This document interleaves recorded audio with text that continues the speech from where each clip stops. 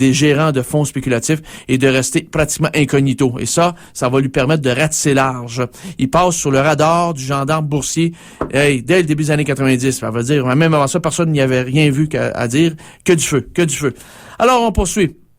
Après ça, en 1990, le fonds spéculatif Fairfield Greenwich Group de New York, c'est à Greenwich, à New York, son PDG est M. Jeffrey Tucker, qui est un ex-avocat à la Securities and Exchange Commission. Hey, pensez-vous, le bonhomme, il travaillait pour le gendarme boursier. Mais là, voyez-vous, il va s'associer avec un M. Walter Noel en 89, puis ils vont mettre en place, justement, ce Fairfield Greenwich Group, qui est un fonds spéculatif, justement, à Greenwich, à New York, et ils vont mettre en place toute cette immense structure spéculative et ils vont s'associer à Bernard Madoff, le Bernard Madoff Investment Security. Ils vont s'associer à hauteur de 7,5 milliards de dollars. C'est pas des peanuts. C'est du blé puis pas à peu près. Bernard Madoff va ouvrir d'ailleurs un bureau à Londres en 1991. La business va bien. Son bureau à Londres s'appelle le Madoff Securities International Limited. Et bien, la même année, en 91, Bernard Madoff est nommé président de la nouvelle bourse électronique, le Nasdaq. Ça, c'est la bourse que M. Madoff a aidé aussi à mettre en place parce qu'il est en conflit avec le New York Stock Exchange. À vrai dire, il était président là en 90 et 91. Donc, le bonhomme, imaginez-vous, était très en vue. Il faisait la une des tabloïds et Bernard Madoff, il y avait une aura de respectabilité autour de lui. Tout le monde l'appelait Bernie, puis tout le monde disait « Es-tu avec Bernie? T'as-tu des billes avec Bernie? Si t'as pas de billes avec Bernie, t'es baisé. » T'as compris? Fait que ça se faisait comme ça du bouche à oreille. Fait que le désir de faire partie, de placer ses billes dans l'entité Bernard Madoff Investment Security ne cessait pas de gonfler comme une bulle. Mais comme toute bulle, elle va finir par péter. Et tu veux pas être à côté, mais que ça pète. Non, pas vraiment.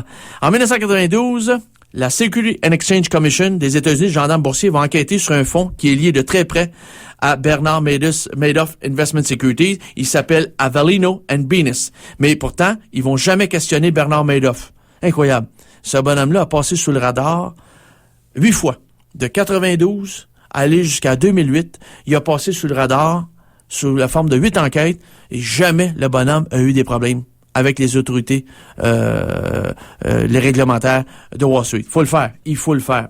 On se demande qui dormait au gaz ou s'il y avait de l'aveuglement volontaire.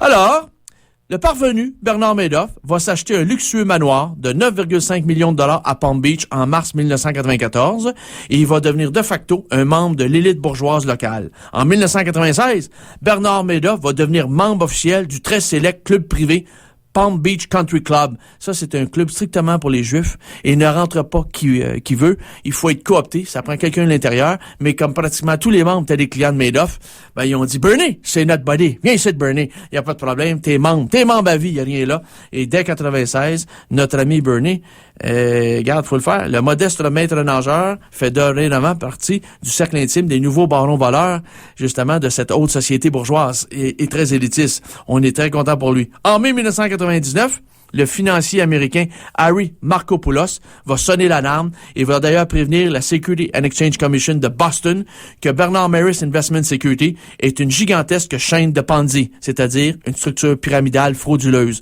Mais personne n'écoute! Personne ne veut rien entendre. Bernard Madoff est un saint dans le domaine, justement, du trading, du courtage et des fonds spéculatifs à Wall Street. Personne ne touche à Bernard Madoff. Et d'ailleurs, il saupoudre les partis politiques. Il y a beaucoup de partis démocrates, plus les républicains, mais quand les républicains sont bien en selle, comme depuis 2000, on donne l'argent, pas de problème. On arrose les deux bords, les rouges comme les bleus. Il n'y a pas de problème. Les avertissements de Markoupoulos sont totalement étouffés, d'ailleurs, par l'effondrement des 2 tours jumelles du World Trade Center en 2001.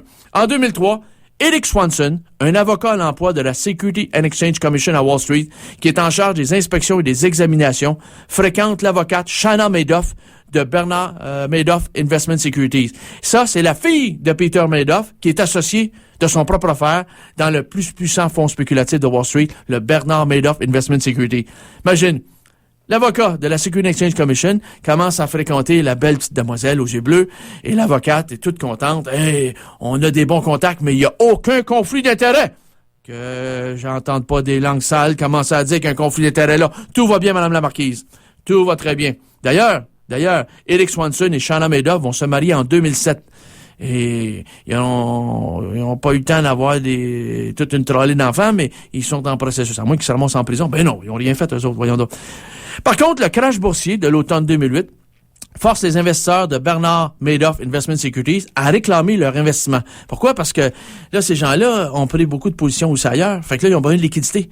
Alors là, ils demandent, hey Bernie, là, ça me prendrait du blé parce que il faut que je liquide des positions ailleurs. Alors là, ça me prend du blé et puis vite à part ça. Et le problème avec ça, c'est que Bernard Madoff, lui, l'argent, elle a disparu. Monsieur Bernard Madoff, l'argent qu'on lui confiait, ben, ça s'en allait dans une autre planète, Alpha du Centaure, Sirius, à côté de l'heure du temple solaire. Pas du tout. L'argent allait sparker dans des trous noirs de l'économie, les talons d'Achille de l'économie mondiale capitaliste sauvage, c'est-à-dire les paradis fiscaux, les Caraïbes, très très important. D'ailleurs, dans ma prochaine conférence, en mars, je ferai une listing de toutes les entités de Bernard Madoff dans les paradis fiscaux. Ça se lit comme un roman. Et à vrai dire, j'en ai pour une 30aine de pages. Un détail. Bon, alors, c'est pour ça qu'il faut y aller étape par étape, sinon la bouchée va être trop grosse. Hein? Alors, les gens réclament leur dû. Et Bernard Madoff, lui, ce qu'il faisait, c'est que les nouveaux arrivés dans la structure pyramidale payaient les intérêts de ceux qui étaient dans le haut de la pyramide. Mais si ceux de la pyramide, ils veulent avoir leur mise initiale au complet, là, ça crée problème. Il va manquer des liquidités parce qu'il n'y a pas assez de personnes qui rentrent à la base pour assumer, justement, cette mise en place de liquidités pour rembourser les investisseurs initiaux en haut de la pyramide. Voilà le problème que ça crée. Donc, le crash boursier de 2008 crée des pressions énormes sur Bernard Madoff et son fonds spéculatif, le Bernard Madoff Investment Securities, et c'est intenable.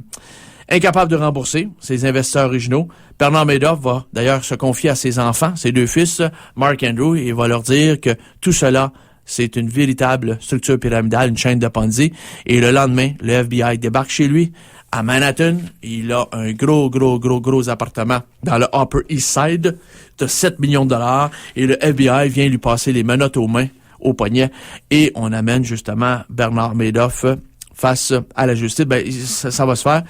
Et on lui a assigné à résidence, on l'a assigné à résidence et on lui a mis un bracelet électronique à sa cheville pour pouvoir le suivre à la trace. On a gelé ses biens, confisqué ses biens. Mais il est assigné à résidence et le bonhomme a 70 ans et l'ampleur de ce château de cartes qui s'effondre après les tours jumelles du World Trade Center en 2001, le château de cartes Bernard Madoff, l'ampleur des dégâts, c'est 50 milliards de dollars. Sauf que Madoff, lors de son arrestation, a dit aux autorités du FBI, je n'ai qu'une vingtaine de clients. À vrai dire, il a dit 25. Et le total de mes actifs pour mon fonds spéculatif s'élève à 17 milliards de dollars. Et après ça, on a su qu'il s'agissait en fin de compte de 13 770 clients connus pour le moment. Il y en a forcément qui vont se manifester. On sait très bien également qu'il y avait aussi des gros feeder funds. Ce sont des fonds qui alimentent Bernard Madoff en quantité de clients qui investissent leurs billes. On parle de Access International Advisor. On parle également aussi là-dedans de Chase Investment. On parle également aussi de Ascot Partner. On ne connaît pas les clients qui se cachent dans ces entités-là, dans ces coquilles-là. Ça, je suis en processus. Est-ce que je vais le découvrir? Je ne sais pas. Et ça, je vais vous le laisser savoir, mais il y a au moins 3 entités. Donc, probablement, on sait 13 770 clients. L'ampleur de la fraude, 50 milliards de dollars. C'est une gigantesque structure pyramidale. C'est une des fraudes les plus élevées pour ce fonds spéculatif le plus gros de Wall Street pour un seul homme. Une magouille pour un seul homme. Je parle pas des magouilles des banquiers qui se sont mis en consortium. Mais l'autre, il est trop en tandem. Lui, le bonhomme, il y avait des complices. C'est évident. Et dans le cadre de ces conférences que je ferai chez Auditeur, justement, c'est la première partie de Bernard Madoff. Vous allez voir que dans la seconde partie, on va montrer des noms. Il y a des grosses pointures là-dedans. Et il y aura une 3e partie en avril. Et dans la 3e partie, je vais vous montrer des relations, tout ce qu'il y a de plus non kosher entre Bernard Madoff et des gens de Colombie, des gens de Russie et des gens également très peu fréquentables à Boston. Alors, je vais vous montrer les noms, on va parler des noms, mais ce bonhomme-là, c'est une grosse pointure. Qui était Bernard Madoff? Alors, je commence à cerner le personnage, mais c'est énormément de liens à faire, donc beaucoup d'ouvrages de longue haleine. Donc, c'est impossible, chers auditeurs, de vous livrer la sauce, de vous balancer tout cela en une seule conférence. Sinon, tout le monde va vouloir me trucider si ça dure 10 heures. Amenez votre lunch, amenez votre sleeping bag. Ben non. Fait que faut être réaliste. Donc, cette conférence, je la prononce mercredi prochain, le 25 février, à 19h, au pavillon Sherbrooke de l'UQAM, 200 rue Sherbrooke-Ouest, à l'angle de Jeanne-Mance et Saint-Urbain. C'est donc à 19h.